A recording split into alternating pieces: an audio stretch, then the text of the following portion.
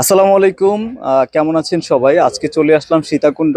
বাংলাদেশে কিন্তু শৈত্যপ্রবাহ হচ্ছে, আপনারা সবাই জানেন, প্রচণ্ড শীত। আর এই শীতের মধ্যেই আসলে এনজয় করতে চলে আসছি সীতাকুণ্ডতে। এত শীতের মধ্যে আসলে ভিউটা কেমন আসবে সেটাই আজকে আমি আপনাদেরকে দেখাবো।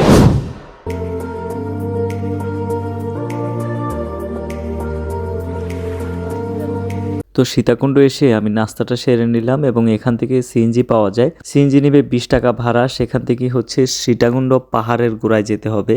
তো এখন আমি চলে আসছি সীতাকুণ্ড পাহাড়ের ঠিক গোড়ার মধ্যে। এখান থেকেই হচ্ছে আপনাকে বিভিন্ন প্রয়োজনীয় জিনিসপত্র নিয়ে পাহাড়ে যাত্রা করতে হবে। তো সীতাকুণ্ড যাত্রা পথে সবাই বাসটা নিয়ে নেয়, কারণ এটা খুবই ইম্পর্ট্যান্ট একটা জিনিস। আপনি যদি এখানে উঠে থাকেন তাহলে বুঝতে পারবেন যে এই বাসটা আসলে কতটুকু দরকার। তো এই বাস নিয়ে যাত্রা শুরু করলাম সীতাকুণ্ডের উদ্দেশ্যে। ওই যে বড় পাহাড়টা দেখতে পাচ্ছেন, এটাই আসলে সীতাকুণ্ডর প্রথম ধাপ। এটা পার হওয়ার পরে আরেকটা ধাপ আছে, ওইটা পার হওয়ার পরে মূল চূড়ায় উঠতে পারবেন। তো হাঁটতে হাঁটতে কিন্তু অলরেডি আমার গরম লাগছে, আমি শীতের কাপড় খুলতে হয়েছে। অ্যান্ড হচ্ছে এখনো আমি অনেক নিচে আরো অনেক উপরে উঠতে হবে। তো হাঁটছি মনে হচ্ছে রাস্তা ফুরায় না, এখনই যেন পা ভেঙে আসছে এমন একটা ফিল পাচ্ছিলাম। তবে আপনি যতই ক্লান্ত হয়ে যান, সীতাকুণ্ড উঠতে উঠতে আপনার সুন্দর মনোমুগ্ধকর দৃশ্যগুলো দেখতে দেখতে সব ক্লান্তি যেন কখন বিলীন হয়ে যায় সেটা আপনি বুঝতেও পারবেন না।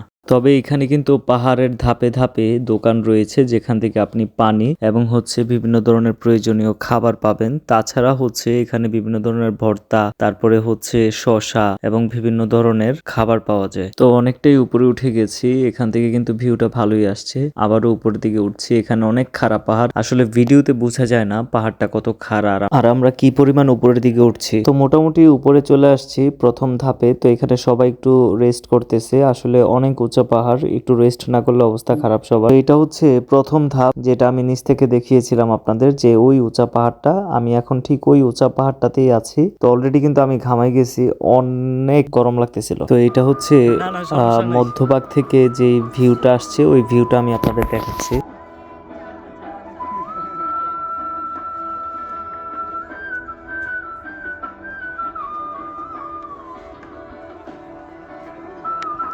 অনেক অংশই আমরা কিন্তু উঠে গেছি।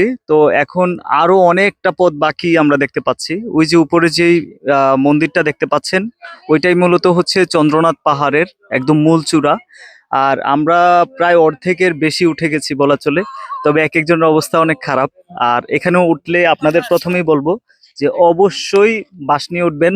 সব জায়গায় বাস অপকারী হলেও এখানে বাসটা খুবই উপকারী। হ্যাঁ, একটা কথা, চন্দ্রনাথ পাহাড়ে আসলে বাস না আনলে কিন্তু বাস খাবেন, এটা মনে রাখেন। তো এখানে কিছুটা রেস্ট করে বাকি পথের দিকে রওনা হলাম। আবার সামনের দিকে যাইতে হবে, দেরি করা যাবে না। এখানে আমি ভিডিও করে আগানোর সাহস পাচ্ছি না, কারণ এই জায়গাটা মারাত্মক ডেঞ্জারাস একটা প্লেস। এটা কিন্তু অনেক উঁচা, আপনারা বুঝাইতে পারবো না কতটুকু উঁচা। আর এই জায়গাটাতে দেখেন আপনারা, কোনো রাস্তা নাই, পাহাড় কেটে কেটে রাস্তাগুলো বানানো হয়েছে।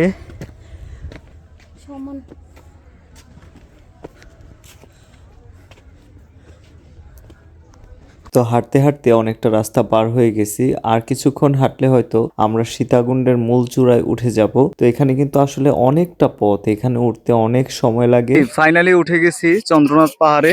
তো এটা এতই উচ্চা, আসলে আপনি না আসা পর্যন্ত বুঝতে পারবেন না। মানে অবস্থা খারাপ হয়ে গেছে। এখানে যারা উঠে তাদের ফেসের অবস্থা দেখলে বুঝতে পারবেন যে আসলে কি পরিমাণ স্ট্রাগল কইরা এই পাহাড়ের চূড়াটাতে উঠতে হয়।